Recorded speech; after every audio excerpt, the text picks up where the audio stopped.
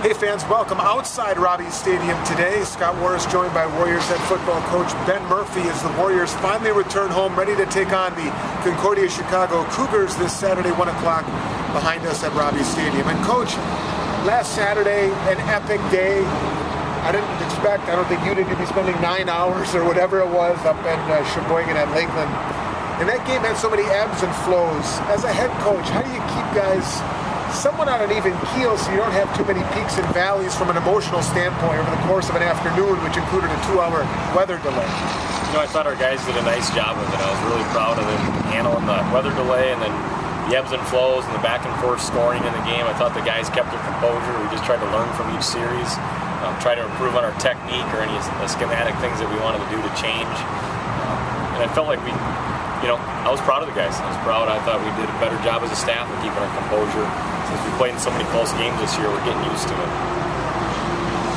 I'm curious, and for the fans who weren't there, late second quarter, storms on the horizon, lightning strikes, the officials send everybody off into the locker rooms for you guys, into the Lakeland building facilities for the fans.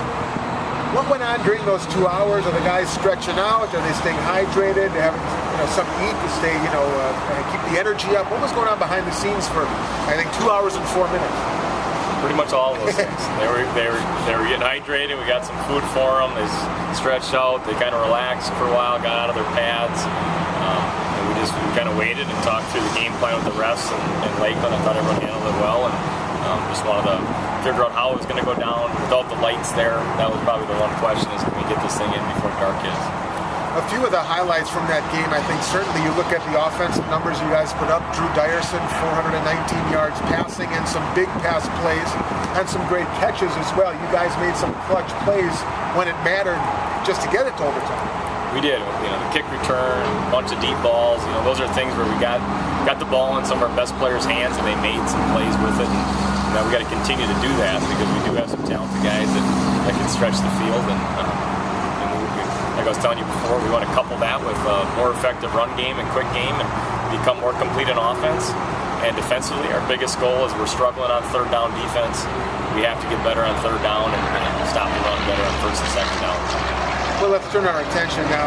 You come back home. First of all, it's been, I think it'll be 5 weeks since you played here in the opener against Ripon. It's got to be nice just to have the familiarity, a little bit of a normal schedule, no travel issues, things like that. Yeah, it is. It's been a long haul since that first game, and I think the guys are refreshed to be able to just get up and play a football game and get after it on Saturday, not have to deal with any of the other commotion. So Concordia Chicago, and we have well chronicled the fact that their offensive coordinator is now your offensive coordinator. And they were struggling to put up points until their win over Rockford last week in the conference opener. Is Concordia, even without Coach Janowski, still the Concordia of old when it comes to their offensive strategy and what they've shown you on tape? A lot of similarities. Really, it's a spread, attack style offense, and a few different things, a few different wrinkles amongst it, but they got some good athletes, and you can see some of the rhythm they started to get Saturday.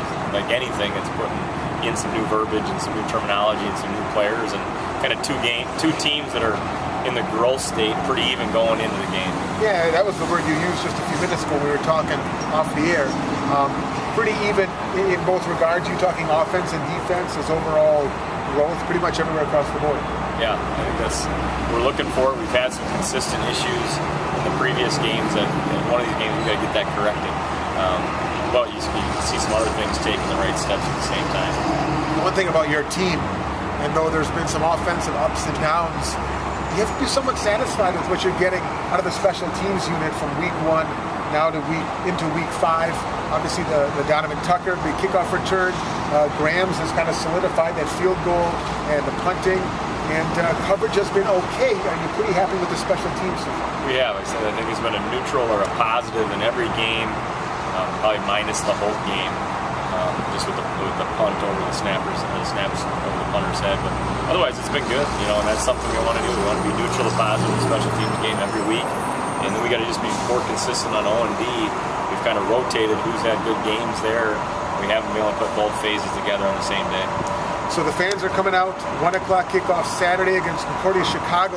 For the fans watching this now and will be there on Saturday, can you give us one offensive key and one defensive key that you think the folks in the stands should watch And if you're doing these things, you're winning the football game. What we look for? We got to get better on third down. We got to stop the run on offense. Or we got to run the ball better on offense. Simple, straightforward. Coach, thanks as always, and best of skill. We'll see you Saturday. Thanks. That's head coach Ben Murphy. Warriors, Concordia, Chicago, Robbie Stadium, Saturday, 1 o'clock. Our broadcast begins at 12:30.